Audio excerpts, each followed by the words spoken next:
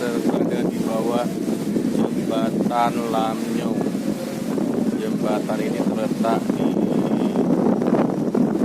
Sungai Krung Aceh dan masuk ke Kecamatan Siak Kuala. Jembatan ini adalah penghubung antara Kota Banda Aceh menuju Komplek Pelajar Mahasiswa Darussalam.